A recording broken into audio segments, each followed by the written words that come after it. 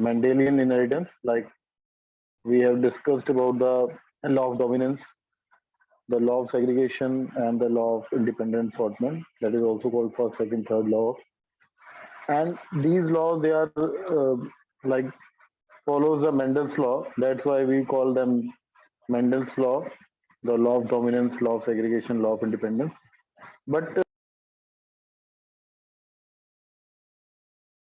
because Mendel did experiments on the pea plant, so it doesn't mean that Mendel's observation or Mendel principle will work on all the plants or animals.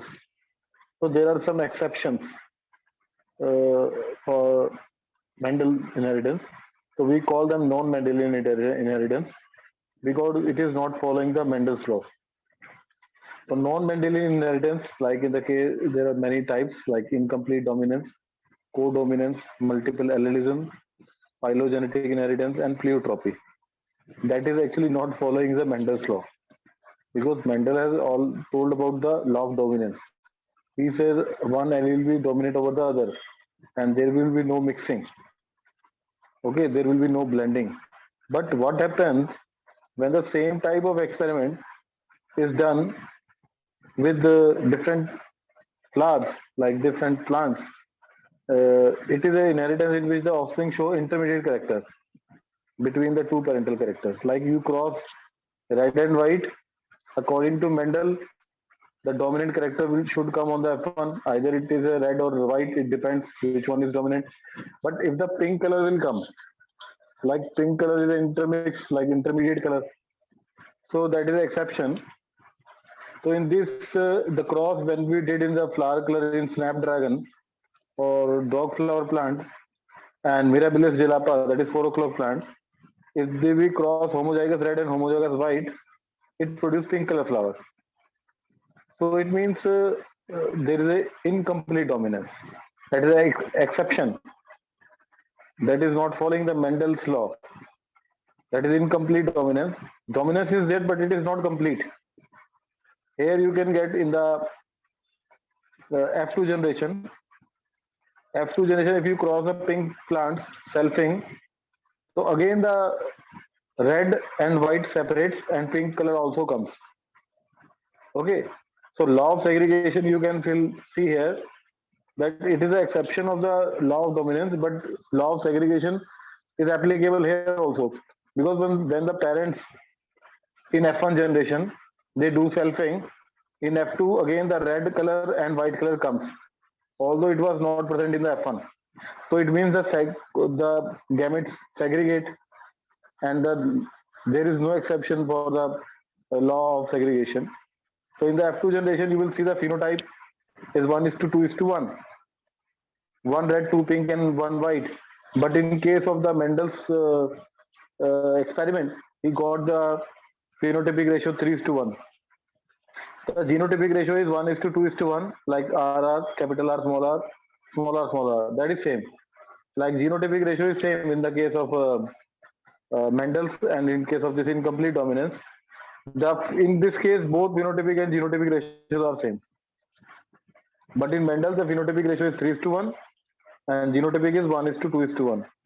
This means that R was not completely dominant over R. यहाँ पे F1 generation में देख रहे हो pink colour आया, इसका मतलब है कि जो R है, कैपिटल R है, रेड कलर का जो एलील है, it is not completely dominant over the small R. और R जो स्मॉल R है पूरी तरह रिसेसिव नहीं है. So pea plants also show incomplete dominance in other traits. Pea plants also show incomplete dominance because Mendel ने तो 7 traits लिए, 7 characters लिए, जो बाकी के characters Mendel ने छोड़ दिए, क्योंकि उसने वही लिए जो जहाँ पे complete dominance आ रहा था. So pea plant also show incomplete dominance in the other traits, but the traits which Mendel has chosen, in that it will only the law of inheritance will follow. Now what is codominance? Incomplete में तो क्या होगा कि एक जैसे जो blending हो गया है, करेक्टर्स की ब्लेंडिंग होगी, एक डोमिनेट है बट कंप्लीटली डोमिनेट नहीं है. को डोमिनेंस में क्या दोनों डोमिनेट कर रहे हैं. को डोमिनेंस का मतलब है कि अगर दोनों एलील्स हैं तो both are dominate over each other. इसका एग्जांपल है एबीओ ब्लड ग्रुप। वो कैसे है? It is a inheritance in which both alleles of the gene are expressed in a haploid hybrid. जो हाइब्रिड बने F1 में दोनों एलील एक्सप्रेस हुए। जैसे अगर हम रेड और व्हाइट को क्रॉस कराया तो F1 में प्लांट का कलर रेड भी हो और व्हाइट भी हो, ठीक है, पिंक ना हो के रेड व्हाइट दोनों, that is codominance. ABO blood group in humans is example. जैसे हमारा जो एबीओ ब्लड ग्रुप है, either A, either B, either A B और O, it is controlled by the gene I, capital I. ये जो I gene है, it controls the production of sugar polymers, that is antigen that protrude from the plasma membrane of the RBC. क्योंकि हमारा जो blood group है वो decide करती है आरबीसी, ठीक है। आरबीसी में एक एंटीजन होता है जिसकी वजह से हम कहते हैं कि हमारा ब्लड ग्रुप क्या है। इस आई की 3 एलील्स हैं, आई ए, आई बी और स्मॉल आई। हम तो डिप्लॉयड हैं, हमारे अंदर 2 ही एलील्स हो सकते हैं। एक जीन के कितने भी एलील्स हों, बट वी आर डिप्लॉयड। तो डिप्लॉयड में जीन्स की कितनी कॉपी होंगी, एलील्स की कितनी कॉपी होंगी? 2। और गैमेट में कितनी होंगी? 1। तो हमारे पास अगर आई ए और आई बी जो है, it is produce a slightly different form of the sugar and alleles small I doesn't produce any sugar, ठीक है। तो सबसे इंपॉर्टेंट समझने की बात है कि एक जीन है जिसका नाम कैपिटल आई है, it codes, it is having the 3 alleles. जैसे मेंडल के केस में तो हाइट में 2 ही एलील्स थे, एक कैपिटल टी, एक स्मॉल टी, बट यहाँ पे कितने एलील्स हैं? 3, ठीक है। और ये 3 एलील्स हमेशा पॉपुलेशन में होंगे, लेकिन एट ए टाइम एक ही इंडिविजुअल में 2 ही एलील्स हो सकते हैं, बिकॉज वी आर डिप्लॉयड। तो जो स्मॉल आई है वो कोई भी शुगर नहीं प्रोड्यूस करता। अब होता क्या है, जैसे कि हमारा ब्लड ग्रुप ए है, दैट इज फिनोटाइप, बी है, that is phenotype, A B is phenotype, O is phenotype, but genotype क्या है? या तो वो होमोजाइगस होगा या हेटेरोजाइगस होगा। क्योंकि अगर स्मॉल आई, स्मॉल आई ए वो होमोजाइगस हो गया, आई ए स्मॉल आई हेटेरोजाइगस हो गया। हमारा ब्लड ग्रुप ए है, क्योंकि जो स्मॉल आई है वो कोई एंटीजन कोड नहीं कर रहा है, तो जहां पे कोई एंटीजन नहीं है वो ब्लड ग्रुप ओ हो जाता है। देखो ओ में, ब्लड ग्रुप ओ में जीनोटाइप क्या है? Small I small I. अगर स्मॉल आई मिला, फादर से भी आपको स्मॉल आई मिला, मदर से भी स्मॉल आई मिला, वैसा एलील मिला, तो आपका ब्लड ग्रुप ओ हो गया। अगर फादर मदर से आई ए मिला और मदर से आई बी मिला, तो आपका ब्लड ग्रुप ए बी मिल गया। इसमें जो कोडोमिनेंस वाला एग्जांपल है, that will be fit on the A B blood group. क्योंकि ए बी ब्लड ग्रुप में जो एलील आई ए है और आई बी है, there both are dominant over each other. यहाँ कोई मिक्सिंग नहीं हो रही। इनकम्प्लीट डोमिनेंस तो ये था कि ए बी एलील था तो सी बन जाता, इंटरमीडिएट बन जाता, कुछ इंटरमीडिएट भी नहीं बना, डोमिनेंट भी नहीं है। आई ए इज डोमिनेट ओवर बी, ऐसा भी नहीं है कि अगर आई ए और आई बी का क्रॉस कराएं तो आई ए आएगा। आप यहाँ देख रहे हो कि अगर आई ए और आई बी दोनों हैं तो इट विल फिनोटाइपिकली दोनों आ रहे हैं, ठीक है। तो this is very important to know कि what is the meaning of phenotype, what is genotype. कौन से blood group, A blood group I A भी हो सकता है, दैट इज होमोजाइगस, और आई ए स्मॉल आई भी हो सकता है, that is heterozygous. If you know your blood group, you know the only the phenotype of your blood group. Genotype आप नहीं बता सकते अपनी, ठीक है। जीनोटाइप आपका करने के लिए वो तो ये है कि कुछ क्रॉस एक्सपेरिमेंट्स करने पड़ेंगे, या फिर आपका जैसे प्लांट के केस में तो हम कर सकते हैं ना क्रॉस एक्सपेरिमेंट्स अपनी मर्जी से, बट ह्यूमंस के केस में तो कर नहीं सकते। तो for that we do the DNA extraction and do the PCR to check whether you are homozygous और हेटेरोजाइगस। और या फिर वो पैडिग्री एनालिसिस होती है, because we can not do control cross in the human beings, तो on that basis we can say you are homozygous और heterozygous, what are the percentage that your son or daughter having which blood group. So these type of question will be asked in the competitive exams. ये details आपका codominance का बताया है कि अगर एक parent से आपको, फर्स्ट वाला देखो, एलील से आपको पेरेंट से कौन सा एलील मिला? आई ए। दूसरे पेरेंट से भी आई ए मिला, तो आपका ब्लड ग्रुप क्या हुआ? ए। और जीनोटाइप आपका क्या होगा? आई ए। अगर एक पेरेंट से आपको आई ए मिला, दूसरे से आई मिला, मतलब कोई एलील्स मैंने बताया ना 3 तरह के हैं, IA, IB और स्मॉल आई। स्मॉल आई का मतलब कोई एंटीजन नहीं है, तो IA is dominant over I small I, IB is dominant over small I small, IB is dominant over small I. तो अगर स्मॉल आई कहीं भी लगा है तो वो एक्सप्रेस ही नहीं हो रहा। लेकिन अगर IA और IB मिले हैं तो इसमें जो रेड कलर का जो मार्क कर रखा है, रेड कलर की जो एरोज है, रेड कलर की जो लाइंस हैं, these are the example of codominance. जहां पे आपको IA और IB मिल रहा है फादर मदर से, तो both are they are express and the blood group is AB। जिनका ब्लड ग्रुप AB है उसमें श्योर है कि हमें जीनोटाइप उनका पता है। जिनका ब्लड ग्रुप AB है उनका जीनोटाइप हमें पता है, और जिनका ब्लड ग्रुप O है उनका भी हमें जीनोटाइप पता है। लेकिन A और B का हम जीनोटाइप श्योर नहीं कह सकते कि वेदर दे आर होमोजाइगस और heterozygous. So where I and IB are present together, they both express their own type of sugars. This is the due to codominance. ठीक है, दिस इज वेरी इंपॉर्टेंट। अगर आपको ये समझ आ गया तो आप कोई भी क्वेश्चन सॉल्व कर सकते हो। This is codominance. पहले हमने पढ़ा इनकम्प्लीट डोमिनेंस। इनकम्प्लीट डोमिनेंस में क्या हुआ था कि मिक्सिंग हो गई थी कैरेक्टर्स की। ठीक है, रेड और व्हाइट से क्या बना था, पिंक बन गया था।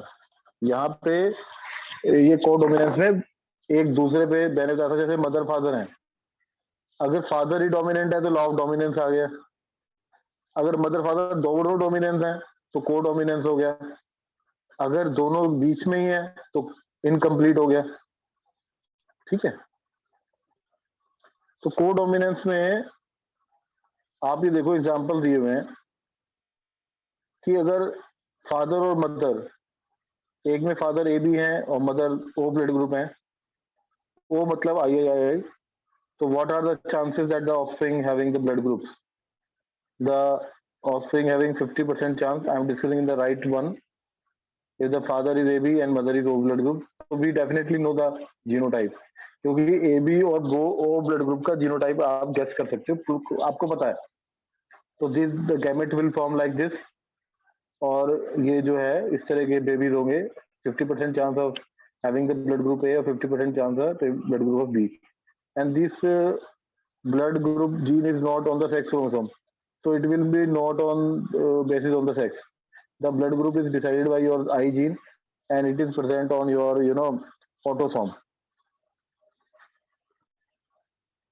So आप यहाँ देखो, फादर A ब्लड ग्रुप है, मदर B ब्लड ग्रुप है, both are heterozygous. The chances are that 25% chance they are having B blood group, 25% chance they are having B or A blood group, and 25% chance they are having the O blood group. Is this okay? Like you can make cross and tell and probability of the child what they are having the blood groups. The third is multiple allelism. Multiple allelism means it is a presence of more than two allele of a gene to govern some same character. ठीक है, एक gene के दो से ज्यादा allele हो, जैसे blood group में भी था, एक जीन थी I और उसके एलील कितने हैं, IA, IB और IB, और वो सेम कैरेक्टर को गवर्न कर रहे हैं। सेम कैरेक्टर क्या है, ब्लड ग्रुप। मतलब पॉपुलेशन में एक से ज्यादा एलील्स हो सकते हैं, बट आपके अंदर दो ही होंगे। In an individual only two alleles are present, क्योंकि हम डिप्लॉयड है, हमें मदर फादर से डिप्लॉयड डिप्लॉयड एक एक की कॉपी मिलेगी। तो multiple alleles can be found only in the population, तो this is called multiple alleles. ठीक है, each individual can carry only the two alleles, this is called multiple allelism. इसी का उल्टा हो जाता है पॉलीजेनिक इनहेरिटेंस। पॉलीजेनिक इनहेरिटेंस का मतलब होता है it is a phenomena in which a single gene exhibit multiple phenotypes. एक सिंगल जीन अगर बहुत सारे फिनोटाइपिक कैरेक्टर्स को कंट्रोल करे, some traits are controlled by several gene, एक कैरेक्टर इसमें, that is multiple polygenic inheritance में क्या है कि the concept of this polygenic inheritance was given by the Galton in 1833, and the traits are controlled by 3 or more genes. Such traits are called polygenic. Trait तो एक ही है, जैसे skin colour है, एक स्किन कलर को या human height को, और उसे कंट्रोल कर रही हैं बहुत सारी जीन्स, ठीक है। और इसी का उल्टा होता है प्लियोट्रॉपी। प्लियोट्रॉपी में क्या होता है, एक जीन बहुत सारे करेक्टर्स को कंट्रोल कर रही है। तो it consider the influence of environment also polygenic में। In the polygenic trait the phenotype reflect the contribution of each allele, that each effect of each allele is additive. For example, इन्होंने कहा कि देर are 3 colours, 3 jeans, क्योंकि यहाँ पे कई सारी jeans जो हैं एक करेक्टर को गवर्न कर रही हैं। पॉलीजेनिक इनहेरिटेंस की बात हो रही है ना, कि जीन्स ज्यादा है, करेक्टर एक है। तो suppose there are 3 genes that control human skin colour. इनकी जो डोमिनेंट फॉर्म है, capital A, capital B, capital C, they are responsible for dark colour. और रिसेसिव कलर, जो रिसेसिव फॉर्म है, वो उसमें स्किन का लाइट कलर दे रही है, small A, small B, small सी।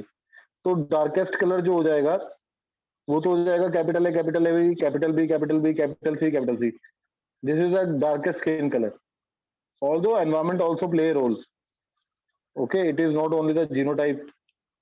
और जो लाइटेस्ट होगा वो क्या होगा, small A, small A, small B, small B, small C, small B. और जो इनके बीच के जो इंटरमीडिएट्स होंगे, genotype with 3 dominant 3 recessive gives intermediate skin color. Thus, number of each type of allele in the genotype determine the darkness or lightness of the skin. समझ आया आपको ये? We will discuss in detail also when you ask the question. This phenotype is produced as a result of participation of several genes, and also it is influenced by the environment. Yesterday also one student asked like कि skin का colour और ये, it is also depend upon the environment. आपके अंदर jeans तो recessive है और आपको ट्रॉपिकल रीजन में या सनरेज में आप खड़े हो, तो definitely your colour will be dark. So it is called quantitative inheritance.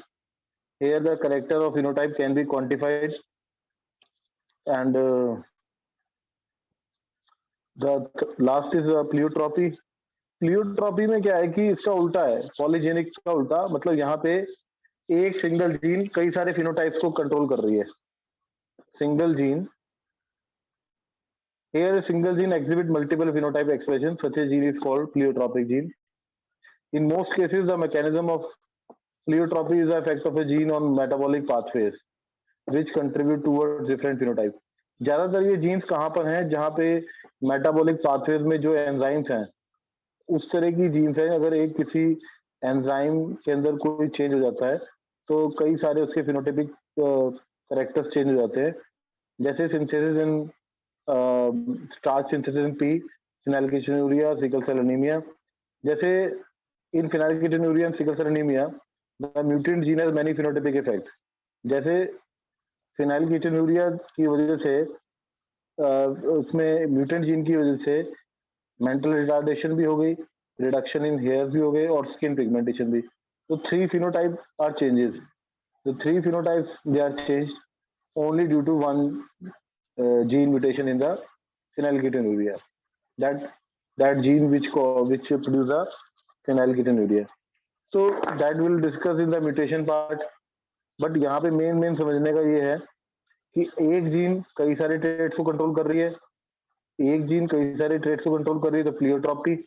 और बहुत सारे ट्रेट्स को एक जीन कंट्रोल कर रही है, बहुत सारे जीन्स अगर एक करेक्टर को कंट्रोल कर रहे हैं तो पॉलीजेनिक इनहेरिटेंस, ठीक है।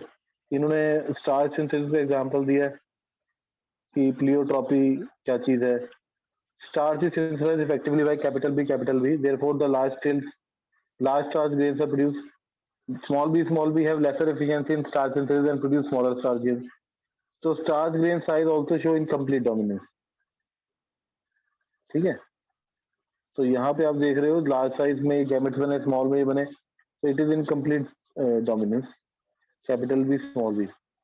तो इंटरमीडिएट साइड सीज बनते हैं। तो ये एग्जांपल आ जाता है आपको इनकम्प्लीट, जो मेंडल पी प्लांट में थे, बट मेंडल ने ये सिलेक्ट नहीं किए, मेंडल ने वही सिलेक्ट किए those who are showing only the complete dominance, ठीक है। तो next is chromosomal theory of inheritance, that we will discuss tomorrow.